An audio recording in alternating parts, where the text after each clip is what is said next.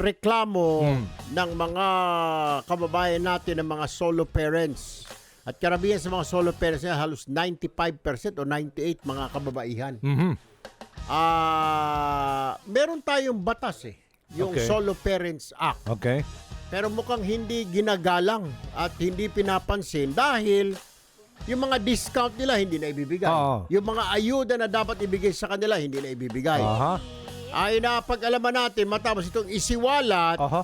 ng aking kasama sa Kongreso si bagong henerasyon na Party List Congresswoman Bernadette Herrera D.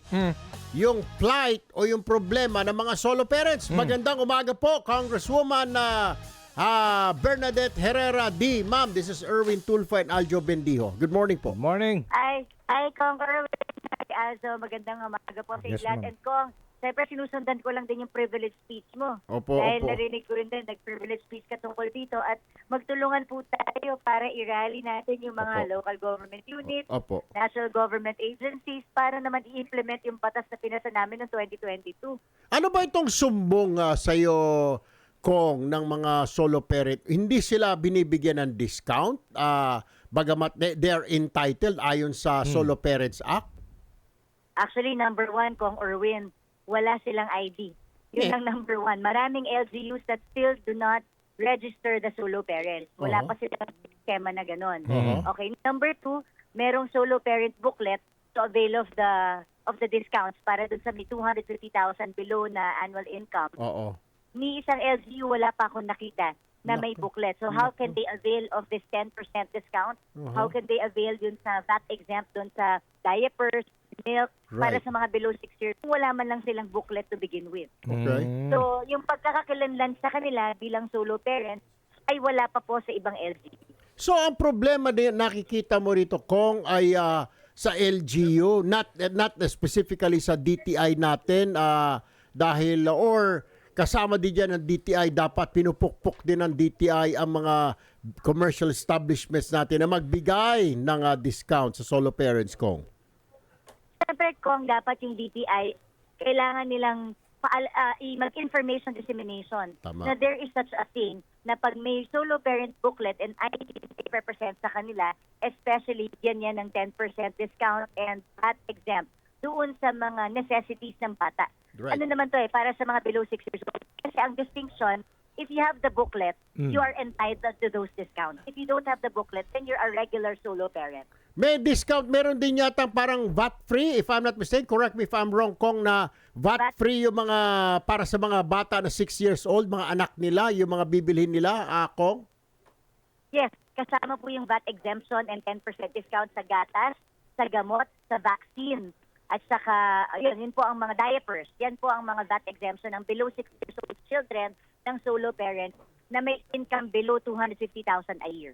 May nagreklamo din dati, Kong Bernadette, sa amin at sinasabing, pumunta raw sila sa palaruan, dito hindi ko nababanggitin kung ano po yun sa isang mall, ayaw na siyang bigyan ng discount. Kasi nga daw, wala daw, hindi namin alam na meron palang discount. Pero ayon doon po sa Solo Parents Act, meron po, pagkasama nung nanay, yung anak niya na 6 and below, may discount po sa palaruan. Tama po ba, Kong Herrera? Di? Yan ang wala akong nakita sa batas na meron para dun sa palaruan na may discount.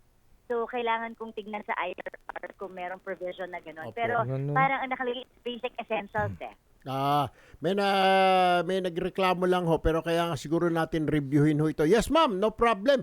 Pero ma'am, Bernadette, thank you po for bringing this up.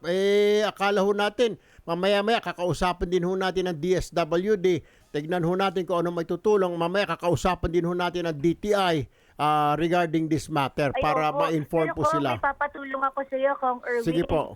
yung ating Joint Oversight Committee Opo. ng Senate and Congress, hindi pa nako-convene. Nako. So, dapat mai-request po natin yan. Kasi ito yung, Opo. alam ko, nag-file ako ng resolution. Opo. But I think the best is to convene the Joint Oversight Committee so that we can call all the agencies to make sure that this law is implemented. Okay. I will drop by in your office sa Monday, Kong, para to get this, para magawa natin yan. Salamat po, Congresswoman Bernadette Herrera D. Thank you ng very Bagong much. Henerasyon. Thank you very much, po. Arjo and Thank Kong. you. Okay. Thank you very much po. Nasa linya na si DSWD Secretary Rex Gatchalian.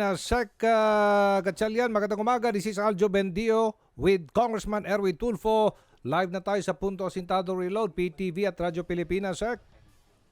Kong Erwin, Anjo, magandang umaga rin sa lahat ng nanonood at nakikinig sa inyong programa. Thank you for having me. No po, kailangan po namin ng ayuda ho ninyo tungkol ho dito sa Solo Parents Act. Hindi pa raw, sir, na I don't know how do we do this.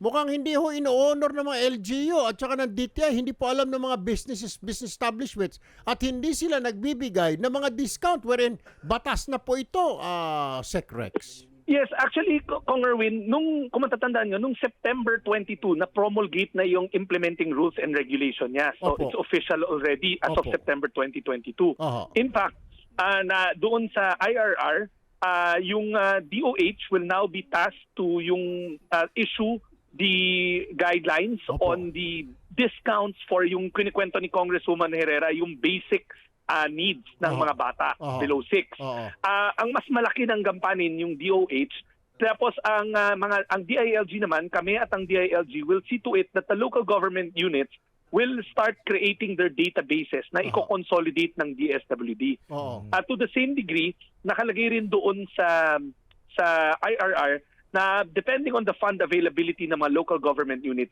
dapat magsimula na sila magbigay ng iba't ibang mga ayuda, Aha. tulong, no? Kasi nakalagay doon allowance of 1,000 kung kakayanin, Aha. and kung anong kaya ng kanilang budget para sa mga solo parents natin. Oo.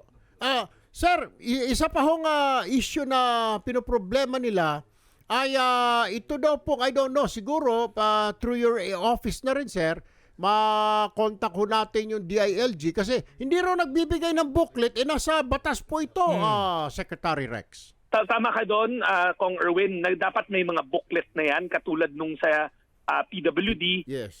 Ang gagawin natin, Kong Erwin, you have my word on it. I will schedule, bago pa nanin ko kasi yun nga, tama, may congressional oversight itong batas na to. Opo. Bago pa makonvene yun, mauuna na kami magpa-convene ng Yun. coordination meeting with DOH, DTI, DILG. I'll do that immediately next week kasi na-promulgate na yung IRR, so dapat lahat kami kumikilos na. Like dito sa DSWD, Kong Erwin, priority natin sa AIX at sa Sustainable Livelihood Program. AIX is the financial assistance, di ba? And yung Sustainable Livelihood Program, itong mga solo parents natin na identified na may card-bearing solo parent. So priority na natin sila.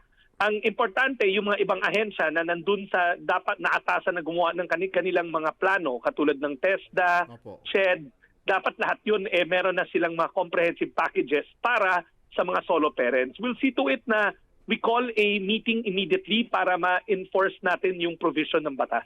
Saan tayo nahihirapan dyan, Secretary Gatchalian, sa database? Doon talaga tayo nagkakaproblema, no? As in anything talaga, Oo. alam natin mahirap yung database. Pero ako kasi naging mayor ako, so I understand na ang pinakamabilis na paraan para mag-consolidate ng database is through the LGU. At yun yung nakalagay sa batas rin. Kasi Ayun. kumbaga ang LGU natin is, ang social welfare is devolved at ang may tao on the ground is are the local government units. In most highly urbanized local government units, very progressive yan eh. Meron na silang mga database ng solo parents even before this law came into the picture.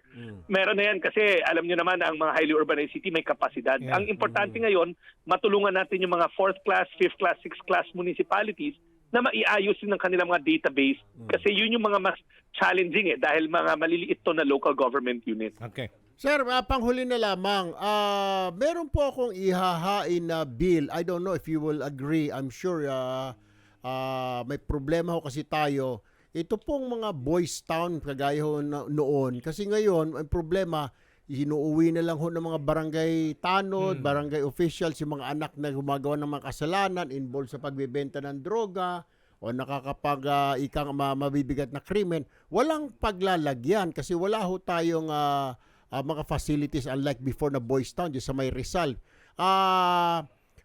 you agree sir na napapanahon na maglagay tayo ng parang facility na isa sa Luzon, isa sa Visayas, para sa Mindanao, para sa mga bata na medyo naligaw na landas, tapos meron tayong juvenile court para doon sila ilagay, and then hindi naman ikukulong kundi iti-training, meron silang education, Rehab. meron silang mga parang i-rehab. Of course, ang magpapatakbo nito is DSWD. You Kung agree Erwin, with that, Sec? very welcome diyan, and nagpapasalamat kami sa inyo dahil naisip niyo yan. Opo. Recently, kung napansin nyo, meron tayong mga operations para, I'll give example lang, yung operation natin, yung mga bata na nakukuha natin sa lansangan. Oh, yes. Na-monitor ko yun. Opo. Sa dami talaga, kailangan natin ng bigger facilities and comprehensive yung services sa loob. Napapanahon yan, and nagpapasalamat kami na naisip nyo, Kong Erwin, and you have the support of DSWD in pushing for this measure. All right. Okay. Thank you. Maraming salamat po, Sec Rex Gatchalian, Social Welfare Secretary. Magandang umaga, mabuhay po kayo, sir. Thank you Good po. morning, Kong Erwin. Thank you po. Maraming salamat, Ancho. Maraming salamat sa Opo. lahat na nakikinig. Magandang umaga.